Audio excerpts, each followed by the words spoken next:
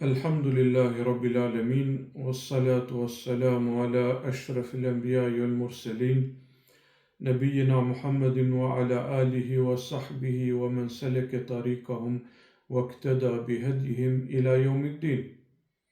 E falenderojmë dhe lavdërojmë Allahun e lartësuar për mirësitë e shumta dhe të panumërta me të cilat na begaton, dhe dërgojmë salavate dhe selame mbi të dërguarin e tij të fundit, Muhammedin alayhi salatu wassalam, mbi familjen e tij të ndershme, mbi shokët e tij fisnik dhe mbi gjithë ata që pasojnë rrugën e tij dhe të tyre deri në ditën e gjykimit.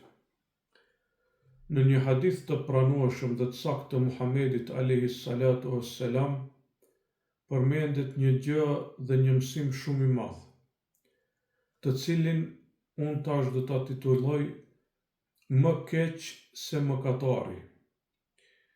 Pra paska një gjendje që është më e keqe se e mëkatarit. Ne e dim se gjendja e mëkatarit para Allahut dhe po edhe në këtë botë nuk është e mirë. Mirë po, ky hadith të cilin do ta sqarojmë na tregon dhe na mëson se ka një gjendje më të keqe se ajo e mëkatarit. Pejgamberi alayhis salam thot në popujt para jush, pra në popujt e mëhershëm, edhe atëherë ka pas pejgamber tjerë, ka pas njerëz të mirë dhe ka pas mëkatar. Në bazë, pra, janë dalluar në bazë të mësimeve pejgamberike të pejgamberëve më të hershëm. Thot ishin dy njerëz. Njëri, pra në pamje njeri i mirë, shkon në vend falje, në faltore, për t'u falë, për ta adhuruar Zotin, Allahun. Tjetri në pamje mëkatar, i gjorë, pijanec. Dhe ky mëkatari pijaneci ishte në rrugën e këtij njeriut adhurues që shkonte në vendin e faljes, apo në vendin ku adhuronte Allahun. E tash gjatë shkuarjes në këtë rrugë e shihte këtë pijanecin, të dehur apo gjysmë të dehur, në gjendje të keqe. I vinte era e keqe. Dhe e këshillonte, ky njeriu i mirë e këshillonte, i thoshte leje këtë mëkat, këtë gjuna dhe këto gjunahet të cilat i ke dhe eja me neve. Mirë po ky mëkatar i thoshte më lën mua dhe Zotin tim. E di se jam mëkatar, mirë po ti më lën mua me Zotin tim, se ti nuk je Zoti im, pra ti ke bë punën tënde dhe më ke këshilluar, tash lën mua me Zotin tim. Mirë po këtij adhuruesit si duket i hyri vetja në qef. Mendoj se është më i mirë se ky mëkatari. Teshat e bardha të pastra. Gjendjen e mirë, po shkon në vend ta adhuroj Allahun. Ky mëkatari e kundërta. Edhe po e këshillon 1 herë, 2 herë, 3 herë, 4 herë. Eja, adhuroj Allahun. Mëkatari duke i thënë e di se kam mangësi, më lën mua me Allahun, pra ishte besimtar dhe mëkatari besonte Zotin, e ndjente se ka mangësi. Mirë po këtij tjetrit i thoshte më lën mua, pra mos hyp shumë mbi qafë se une e di se jam këtë gjendje, mirë po ndonjëherë nuk është çaq që lehet ai del prej asaj gjendjes. Disa mëkate shkaktojnë varfshmëri. Disa mëkate bëhen adet. Pra nuk është lehet ai del prej asaj gjendjes dhe të bëhet si ky hop top brenda një dite. Ti këshilloje, mirë po lej hapësirë. Jepi hapësirë mes ti dhe Zotit ti. Mirë po ky adhuruesi i cili si duket i kishi pak vetja në qef, kishte kryelartësi, kibër, po edhe kishte mungesë të dijes, krejt këto shkaktuan që bëhet shumë kryelartë. Vallahi, një ditë prej ditëve u hidhrua me mëkatarin e i tha, vallahi, Allahu ty nuk ta fal asnjëherë. Subhanallah, fjale madhe. Tash ky pse adhuron mendon se i ka në dorë edhe mëshirën apo dënimin e Allahut. Subhanallah, kjo është një sëmundje që i kafshon shumë prej besimtarëve që janë adhurues. Sëmundje e rëndë, mendon se tash ka nisë shkojë në xhami edhe se ky nuk ka, tash mendon se i ka çelësat e xhenetit dhe xhenemit. Ai cakton kush shkon këndej, kush është andej, kush është kështu, kush është ashtu. Nuk është bash ashtu, vëlla. Leja disa çështje Allahut, ato janë dorë të Allahut. E tash ky shkreti e bëni një gabim të madh. I dol përballë Allahut, vallahi nuk ta fal Allahu ty asnjëherë. Fjalë madhe. Thot pejgamberi alayhis salam, pasi vdiqën këta dy dhe dolën para Allahut, Allahu tha, kush është ky njeri që ngritet në pozitën time, që mundohet pra të caktoj kujt ja fal, kujt s'ja fal Allahu, kënd do ta dënoj, kënd do ta mëshiroj Allahu. Kush është ky njeri? Thot, dije se ty t'i kam prish krejt veprat e mira dhe do të dënoj me xhehenem. Kurse ky mëkatari që e dinte se kish mangësi mirë, po nuk u bë kryeneq, nuk hyrin çështjet e Allahut, i tha këtij mëkatarit ja kom fal dhe tash do të shkojë në xhehenem, në xhenet, më falni. Pra njeriu i mirë me kryelartësinë e tij, me gjykimin e tij, me duke i munduar t'i merr në kompetenca disa gjëra të Allahut, u bë xhehenemli. Pse? Pse qatë shumë e qërtoj këtë mëkatarin, pa marrë parasysh çfarë mëkati ka. Përderisa nuk është kufër, ai e ka një relacion me Zotin e tij. Andaj, po edhe nëse është qafir, në të ardhmen mbas 1 vjeti, 2 vjeti, 5 vjeti, ai mund bëhet besimtar.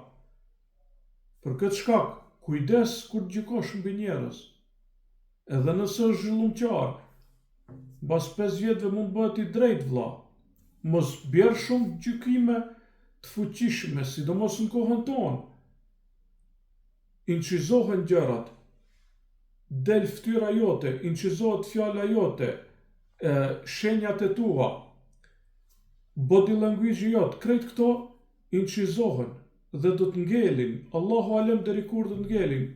Mos u nxito të shash dikënd, ti thuash ti e kështu, ti e ashtu, Allahu ta fal, s'ta fal. Nuk është kjo në dorën tonë, vëlla. Me një fjalë të tillë, të madhe, që tregoj kibër ndaj Allahut, Allahu ja prishi shumë vepra të mira dhe dënoi me xhehenem. Ky mëkatari që ishte i përulur me Allahun, ishte humble,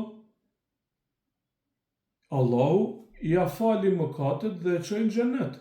Për këtë shkak kujdes, mos i gjykoni njerëzit, vëlla. Mos i gjyko. Kujdes, këshilloje, mirë po leje çështjen e tij ndaj Allahut. Mos i dil përpara Allahut. Kujt ja fal, kujt s'ja fal ti nuk e din, Allahu e din. Pa marr parasysh kush është. Paramendo si hërbazat e faraonit, a ka më gjendje në këtë botë, kur ta shikosh në aspektin e gjunohave, a ka më gjendje më të rëndë si Zor. Kur erdh këshilla nga Musai, e pranuan, u bën besimtar, edhe pse para asaj ishin si hërbazat e faraonit. Paramendo.